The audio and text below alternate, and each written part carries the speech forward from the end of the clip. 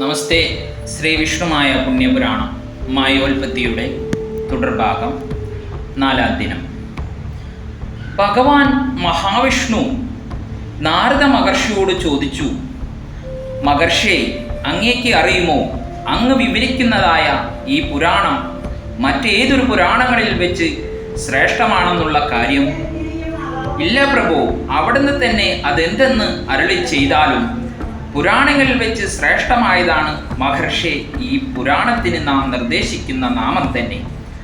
അത് വളരെ മഹത്വവൽക്കരിക്കപ്പെട്ടതാണ്. ആ നാമം ശ്രീ വിഷ്ണുമായ പുണ്യപുരാണം എന്നാകുന്നു. ഏതൊരു ഗൃഹത്തിലും ഈ പുണ്യപുരാണം സൂക്ഷിച്ചാലും ആ ഗൃഹത്തിൽ ദേവതകൾ വിളയാടി സർവ്വവിധ ഐശ്വര്യങ്ങളും വന്നു ചേരും. സമ്പദ് സമൃദ്ധി കൈവന്ന് ദാരിദ്ര്യ ദുഃഖം നിശേഷം ഇല്ലാതാകും.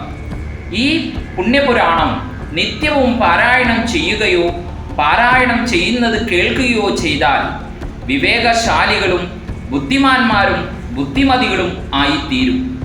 സ്തുതി, ഉത്സാഹം, തേജസ്, ആയുസ്, പ്രശസ്തി, യശസ്, കീർത്തി കൂടാതെ സത്യസന്ധതയുടെ പ്രശംസ, മധുരമായി സംസാരിക്കാനുള്ള കഴിവ്, സ്വന്തം തെറ്റുകളെ തിരിച്ചറിയാനും തിരുത്തുവാനുമുള്ള കഴിവ്, ആത്മബലം, മാനസികമായ കരുത്ത്, ആരോഗ്യമുള്ള ശരീരം, ഇത്തരത്തിലുള്ള പ്രത്യേകതകൾ ആ വ്യക്തികളിൽ വന്നു ഭവിക്കും. അതുമല്ലെങ്കിൽ ഈ പുണ്യപുരാണം ഒന്ന് കണ്ട് തൊട്ടു നമിച്ചാലും ഈ പറഞ്ഞ സൗഭാഗ്യങ്ങളെല്ലാം കൈവരുന്നതാണ്.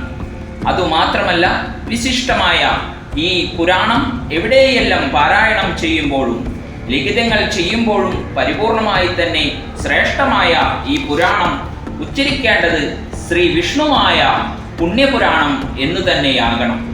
കൂടാതെ തനിക്ക് വന്നു ചേരുന്ന സൗഭാഗ്യത്തിൽ നിന്നും ചെറിയൊരു പങ്ക് മാറ്റിവെച്ച് സാധുജനങ്ങൾക്ക് ഭക്ഷണമായോ സ്വാമിക്ക് നേദ്യമായോ സമർപ്പിക്കേണ്ടതാണ്. അങ്ങനെ ചെയ്യുന്ന ഏതൊരു ഭക്തനും ശ്രേഷ്ഠത്വം കൈവരിച്ച് ജ്ഞാനതൃഷ്ണ നേടുന്നതാണ്.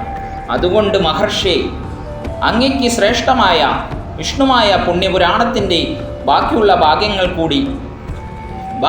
ഭാഗങ്ങൾ കൂടി വിവരിച്ചാലും. നാരായണ നാരായണ. ആകാംക്ഷയോടുള്ള ഭഗവാന്റെ വാക്കുകൾ കേട്ട് നാരദർ തുടർന്നു പുണ്യപുരാണം വിവരിക്കാൻ തുടങ്ങി. നമസ്തേ. മായോൽപത്തിയുടെ ഭാഗം ഇവിടെ പൂർണ്ണമാകുന്നു. നാളെ കൽപ്പവൃക്ഷോൽപത്തി എന്ന ഭാഗം പാരായണം ചെയ്യുന്നതാണ്. നന്ദി, നമസ്കാരം.